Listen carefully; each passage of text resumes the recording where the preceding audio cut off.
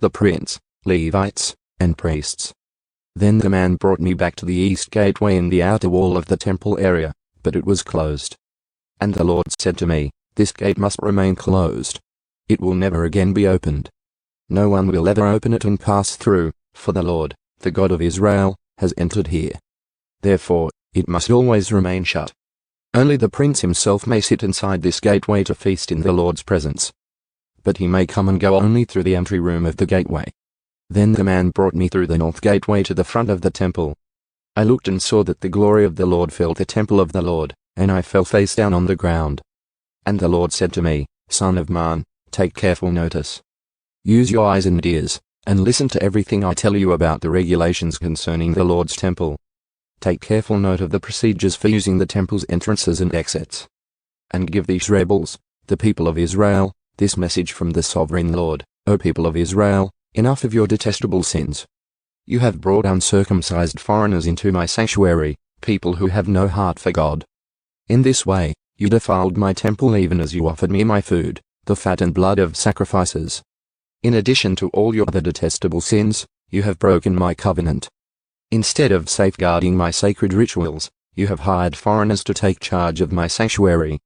So this is what the sovereign Lord says: no foreigners, including those who live among the people of Israel, will enter my sanctuary if they have not been circumcised and have not surrendered themselves to the Lord.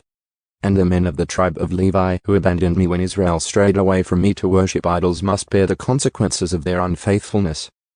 They may still be temple guards and gatekeepers, and they may slaughter the animals brought for burnt offerings and be present to help the people. But they encouraged my people to worship idols, causing Israel to fall into deep sin. So I have taken a solemn oath that they must bear the consequences for their sins, says the sovereign Lord. They may not approach me to minister as priests. They may not touch any of my holy things or the holy offerings, for they must bear the shame of all the detestable sins they have committed.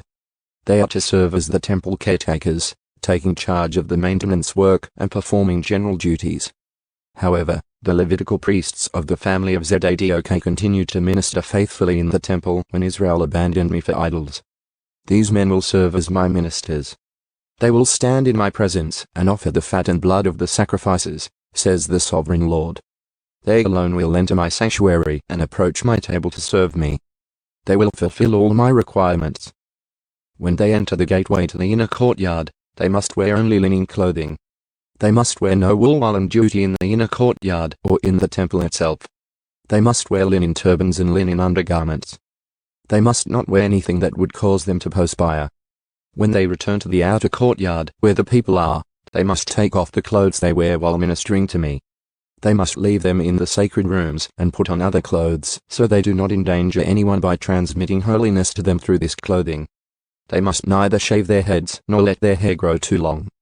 Instead, they must trim it regularly. The priests must not drink wine before entering the inner courtyard.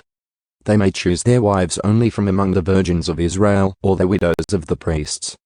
They may not marry other widows or divorced women. They will teach my people the difference between what is holy and what is common, what is ceremonially clean and unclean. They will serve as judges to resolve any disagreements among my people.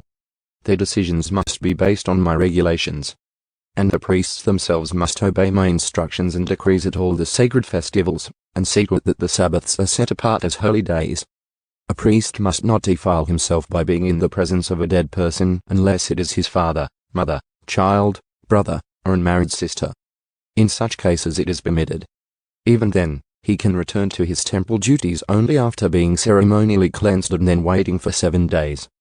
The first day he returns to work and enters the inner courtyard and the sanctuary, he must offer a sin offering for himself, says the sovereign Lord. The priests will not have any property or possession of land, for I alone am their special possession. Their food will come from the gifts and sacrifices brought to the temple by the people, the grain offerings, the sin offerings, and the guilt offerings. Whatever anyone sets apart for the Lord will belong to the priests. The first of the ripe fruits and all the gifts brought to the Lord will go to the priests. The first batch of dough must also be given to the priests so the Lord will bless your homes. The priests may not eat meat from any bird or animal that dies of natural death or that dies after being attacked by another animal.